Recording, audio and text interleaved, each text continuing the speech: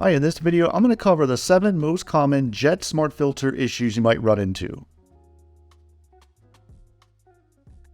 Number 1 is your plugin might need an update. So if you head over into Crocoblock right here and click on Update and Installation, you're going to see this new page right here, and this is going to show you all of your currently installed Jet plugins, and it will give you any warnings if you need any updates.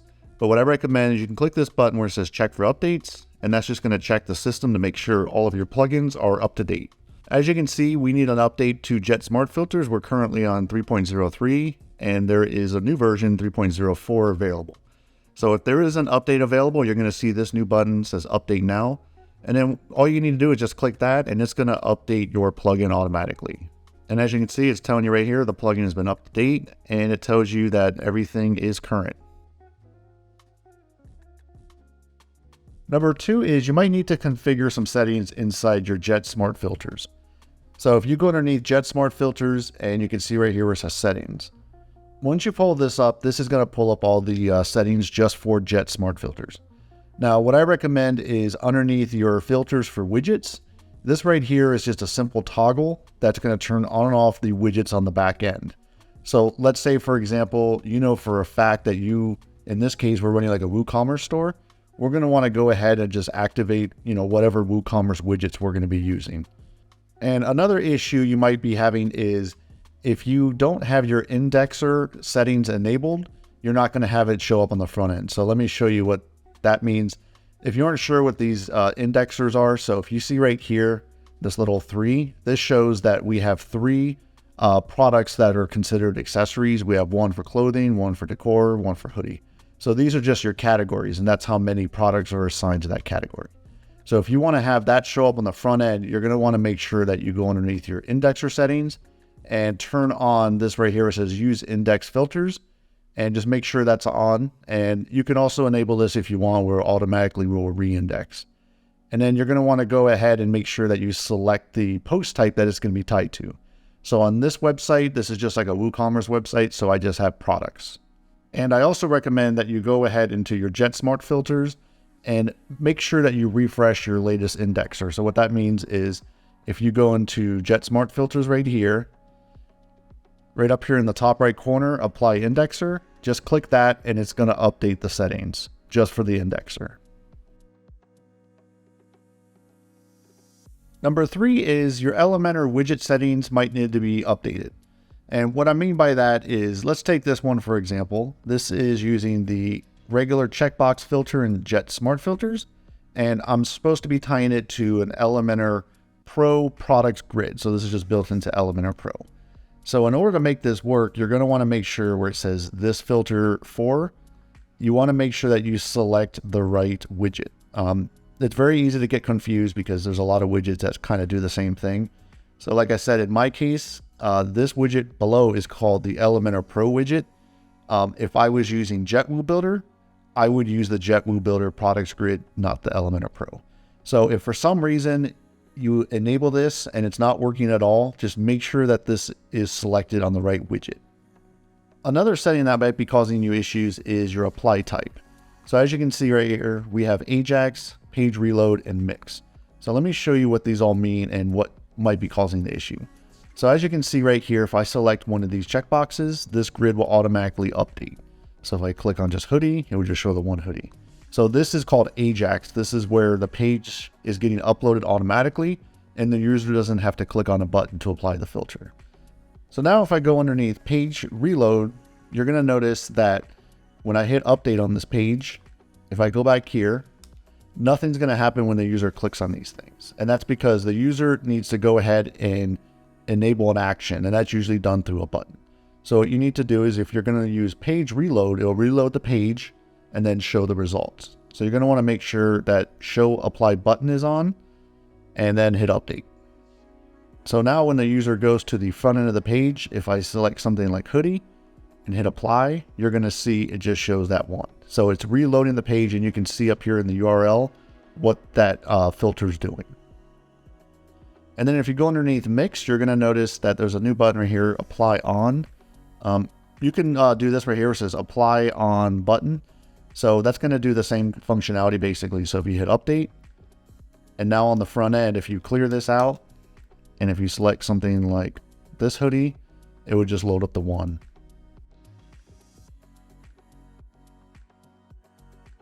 Number 4 is your Elementor Pro widgets might cause some issues with your queries. So let me go to the front end of this page and show you what I mean. In this example, I'm using JetSmartFilter as just a dropdown, and these are our blog post categories. And if I select one of these, you're going to notice that it refreshes, but it's not actually filtering these results out. And that's because I'm using the Elementor Pro widget right here for your post, and it's not, communicating to JetSmartFilters correctly. So a real easy fix for that is if you go underneath JetSmartFilters, you can see right here, I have Elementor Pro post, and that's what this widget is right here.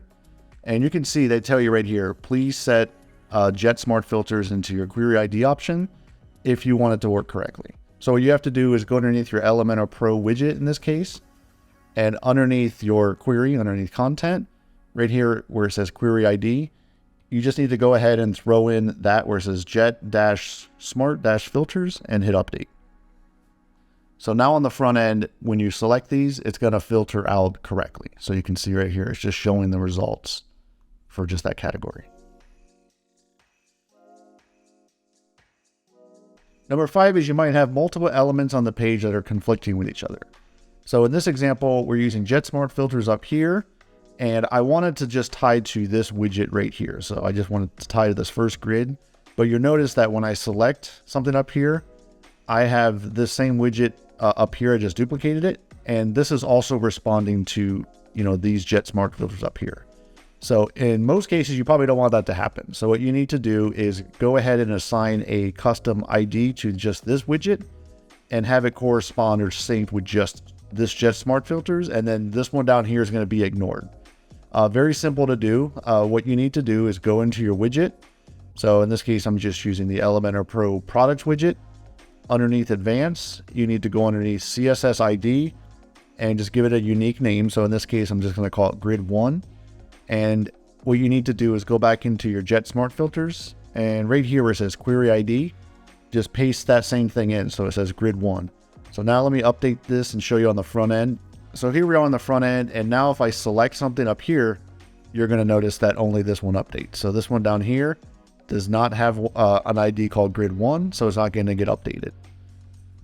In addition to that, if you are going to be using the responsive tab right here, and you're going to hide and show these different widgets, depending on your device, you're going to want to go ahead and make sure that you also give this one the same ID. So let me give you an example. So if we keep with this same one where the query ID is grid 1, and on this up here, let's just say I call this grid 1 as well as the CSS, and underneath responsive, we're going to have it hide just on mobile, and then I'm going to do the opposite here. So I'm going to have, you can see right here, we have CSS ID as grid 1, and under responsive, hide on desktop, hide on tablet, but then show on mobile.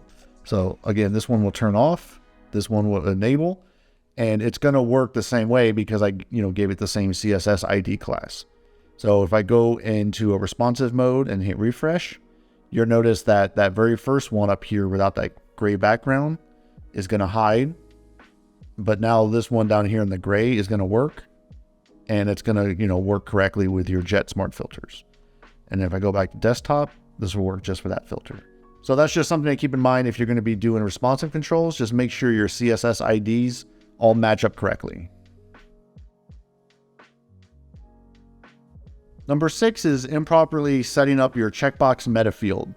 So if you go underneath your JetSmartFilter, and if you enable this option right here where it says is checkbox meta field jet engine, if that's enabled and you're not using this function, your JetSmartFilter is probably not going to work on the front end correctly.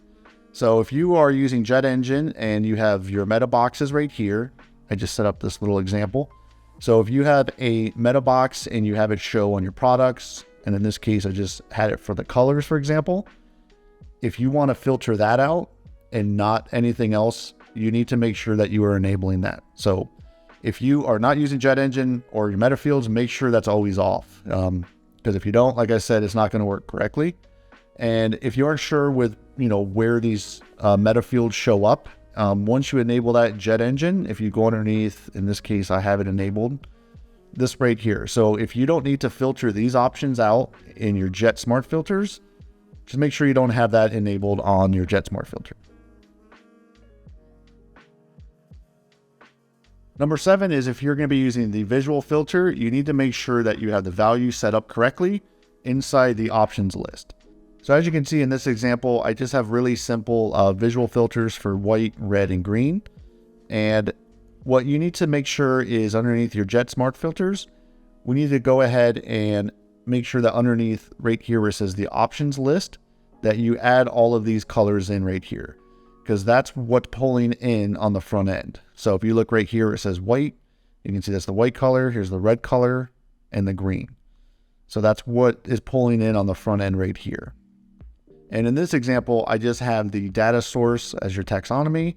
I'm using just product tags, color, and then I'm just doing like a radio. So like I said, you're going to want to make sure underneath your options list, you need to input each one of your labels that you want to show on the front end, and then just hit update. So if I go underneath my products, you can see right here, I just have this one right here as tags, green and white. So that's how I'm pulling that in. So if I go right here, you're going to see that's the only one that shows up. And that's it for this video on the 7 most common JetSmart filter issues you might run into while setting this up on your website. Thank you for watching.